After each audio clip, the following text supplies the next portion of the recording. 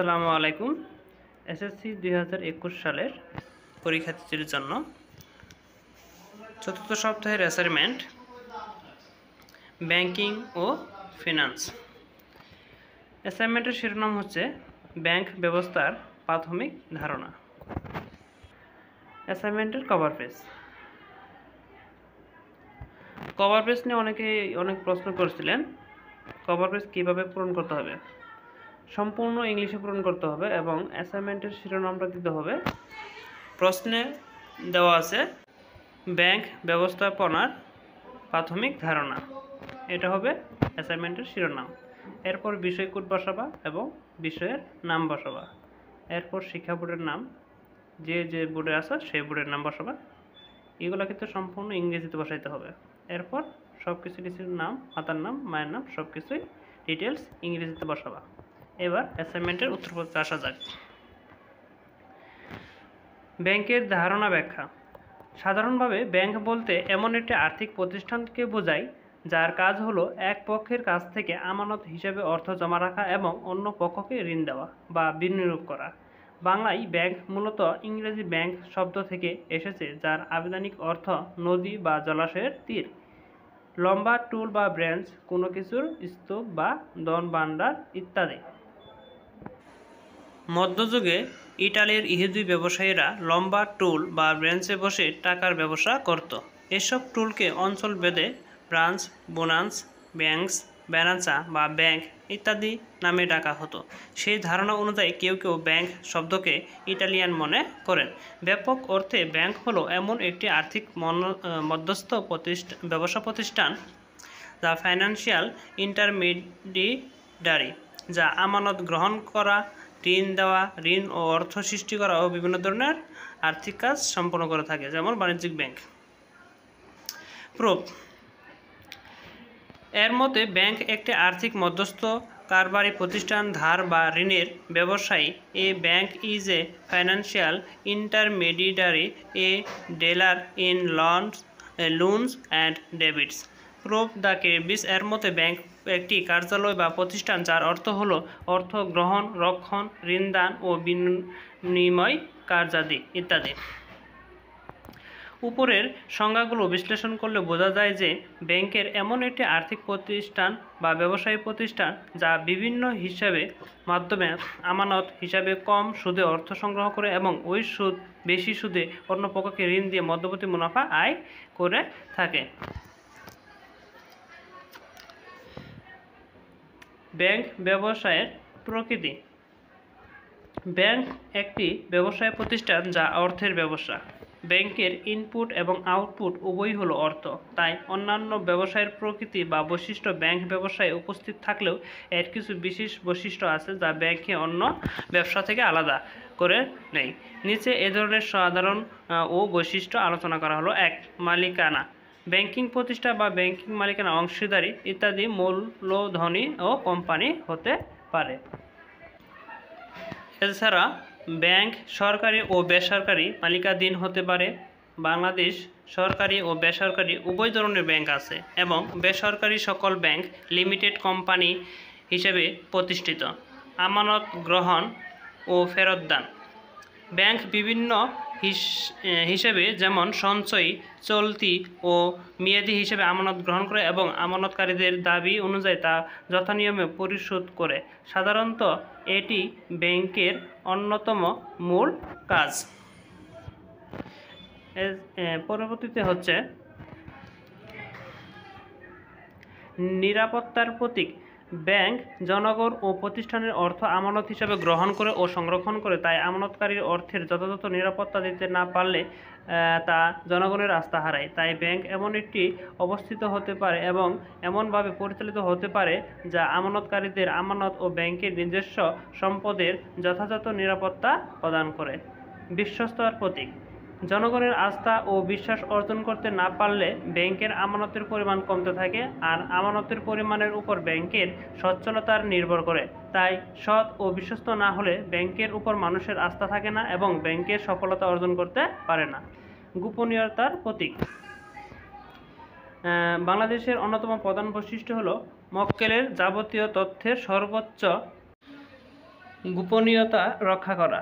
বিশ্বজুড়ে ব্যাংক সর্বোচ্চ গোপনীয়তা রক্ষার প্রতীক হিসেবে বিবেচিত হয়। অবশ্য সরকার বা অন্য যথাযথ কর্তৃপক্ষ বিশেষ ক্ষেত্রে ব্যাংক হতে মক্কেলের আর্থিক তথ্য পাবার অধিকার রাখে। গোপনীয়তা রক্ষার দিক থেকে সুইস ব্যাংকের সুনাম বিশ্বজোড়া, কারণ এই ব্যাংকটি কোনো অবস্থাতেই গ্রাহকের গোপনীয়তা ভঙ্গ করে না। পরবর্তীতে কার্যের ভিত্তিতে ব্যাংকের শ্রেণীবিভাগ। কার্যের ভিত্তিতে ব্যাংককে মূলত 3 ভাগে ভাগ করা হয়েছে। 1 কেন্দ্রীয় ব্যাংক, 2 বাণিজ্যিক ব্যাংক, 3 নম্বর হচ্ছে বিশেষায়িত ব্যাংক। কেন্দ্রীয় ব্যাংকের মধ্যে হচ্ছে বাংলাদেশ ব্যাংক, আর বাণিজ্যিক ব্যাংকের মধ্যে হচ্ছে Sonali Bank, Agrani Bank, Rupali Bank, Janata Bank, Prime Bank, Dhaka Bank. আর বিশেষায়িত ব্যাংকের মধ্যে হচ্ছে কৃষি ব্যাংক, শিল্প ব্যাংক, সমবায় ব্যাংক, বিনিয়োগ ব্যাংক, সঞ্চয় ব্যাংক, বণিক ব্যাংক, পরিবহন ব্যাংক, ক্ষুদ্র ও কুটির শিল্প ব্যাংক, পরিবহন ব্যাংক। এরপরে 1 নম্বর আসব কেন্দ্রীয় ব্যাংক। যে ব্যাংক সরকারি মালিকানা ও নিয়ন্ত্রণ থেকে সরকারের ব্যাংক হিসেবে দেশের আর্থিক নীতি বাস্তবায়ন, মুদ্রা বাজারের নিয়ন্ত্রণ ও পরিচালনার দায়িত্ব পালন করে তাকে কেন্দ্রীয় ব্যাংক বলে। কেন্দ্রীয় ব্যাংকের অন্যান্য ব্যাংক ও আর্থিক প্রতিষ্ঠানের ব্যাংকার বলা হয়, কারণ দেশের প্রতিটি ব্যাংকের কেন্দ্রীয় ব্যাংক দ্বারা নিয়ন্ত্রিত হয়। কারণ বাংলাদেশের কেন্দ্রীয় ব্যাংকের নাম বাংলাদেশ ব্যাংক, যা 1972 সালে প্রতিষ্ঠিত হয়। বাণিজ্যিক ব্যাংক। যে ব্যাংক মুনাফা অর্জনের লক্ষ্যে অল্প সুদে জনগণের অর্থ আমানত হিসেবে সংগ্রহ করে এবং বেশি সুদে ওই অর্থ অন্য কোনো ব্যক্তি বা প্রতিষ্ঠানকে দেয়, তাকে বাণিজ্যিক ব্যাংক বলে। শুধুমাত্র আমানত গ্রহণ বা ঋণ দেওয়া ছাড়াও বাণিজ্যিক ব্যাংকগুলো মক্কেলের পক্ষ থেকে অর্থ আদায় ও পরিশোধ করে এবং অর্থ এক স্থান থেকে অন্য স্থানে স্থানান্তর ও বিলম্বনা ভাটা করে থাকে। ওই অর্থ কোনো ব্যক্তি বা প্রতিষ্ঠানকে ঋণ দেয়, তাকে বাণিজ্যিক ব্যাংক বলে। শুধুমাত্র আমানত গ্রহণ বা ঋণ দেওয়া থেকে ছাড়াও বাণিজ্যিক ব্যাংক কতগুলো মক্কেলের পক্ষ অর্থ আদায় ও পরিশোধ করে অর্থকে এক স্থান থেকে অন্য স্থানে স্থানান্তরে করে থাকে। বাণিজ্যিক ব্যাংক কেন্দ্রীয় ব্যাংকের তালিকাভুক্ত হতে পারে, নাও হতে পারে। বাংলাদেশের সোনালী Bank, Agrani bank, Prime bank ইত্যাদি এ জাতীয় ব্যাংক। বিশেষায়িত ব্যাংক। যে সকল ব্যাংক গ্রাহকদের প্রয়োজন ও অর্থনীতি বিশেষ কোনো দিক নিয়ে ব্যাংকিং কার্যক্রম পরিচালনা করে, তাকে বিশেষায়িত ব্যাংক বলা হয়। যেমন কৃষি ব্যাংক, শিল্প ব্যাংক, বিনিয়োগ ব্যাংক, সমবায় ব্যাংক ইত্যাদি এ ধরনের ব্যাংকগুলোকে বিশেষায়িত ব্যাংক বলা হয়ে থাকে। সংগঠন কাঠামোর ভিত্তিতে ব্যাংকের শ্রেণীবিভাগ। সংগঠন কাঠামোর ভিত্তিতে ব্যাংক: একক ব্যাংক, শাখা bank, chain bank, group bank. একক ব্যাংক: যে ব্যাংক কেবলমাত্র একটি অফিসারের মাধ্যমে একটি ব্যাংকিং কার্যক্রম পরিচালনা করে থাকে তাকে একক ব্যাংক বলে। এই ব্যাংকের কোথাও কোনো শাখা থাকে না। বাংলাদেশের এখন পর্যন্ত একক ব্যাংক প্রতিষ্ঠা হয়নি। শাখা ব্যাংক: যে ব্যাংক একটি কেন্দ্র কার্যালয়ের অধীনে থাকবে এবং বিভিন্ন স্থানে এর একই ধরনের নামে অনেকগুলো শাখা থাকবে। বাংলাদেশের ব্যাংক ব্যবস্থা সামগ্রিকভাবেই শাখা ব্যাংক ব্যবস্থায় আওতাধীন হয়ে থাকে। এরপরে চেইন ব্যাংক: যে ব্যাংক ব্যবস্থায় একাধিক ব্যাংক তাদের নিজস্ব মূলধন ও কর্মচারী ও স্বাধীন সত্তা বজায় রেখে পারস্পরিক সমঝোতা ও সহযোগিতার ভিত্তিতে ব্যাংকিং কার্যক্রম পরিচালনা করে থাকে, তাকে চেইন ব্যাংক বলে। চেইন ব্যাংকের মূল উদ্দেশ্য হলো এ জাতীয় ব্যাংকগুলোর মধ্যে পারস্পরিক প্রতিযোগিতা এড়িয়ে চলা। সাধারণত চেইন ব্যাংকের আওতাধীন ব্যাংকগুলো পরিচালনা বোর্ডে মালিকানাগত কারণে এই ব্যক্তি বা পরিবারের অংশগ্রহণ দেখা যায়, ফলে এমনিতেই ব্যাংকগুলোর মধ্যে সহযোগিতার মনোভাব তৈরি হয়। গ্রুপ ব্যাংক: যখন কোনো একটি আর্থিক প্রতিষ্ঠান নিজস্ব কতগুলো ছোট ছোট ব্যাংক গঠন করে বা একাধিক ব্যাংকের অধিকাংশ শেয়ার কিনে নেয়, তখন এই ধরনের প্রতিষ্ঠান তাকে গ্রুপ ব্যাংকিং বলা হয়ে থাকে।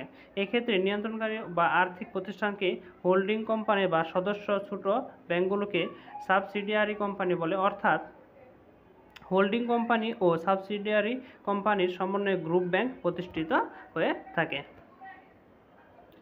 অর্থনৈতিক উন্নয়নে ব্যাংকের গুরুত্ব।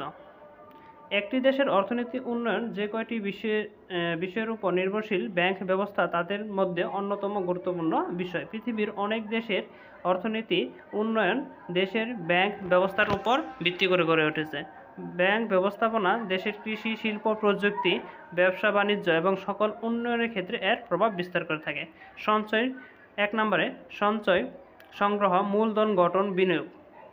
ব্যাংকগুলো বিভিন্নভাবে জনগণের ক্ষুদ্র ক্ষুদ্র সঞ্চয় সংগ্রহ করে বড় ধরনের মূলধন গঠন করে থাকে এবং তা কৃষি ও ব্যবসা বাণিজ্য সহ খাতে হয়ে থাকে।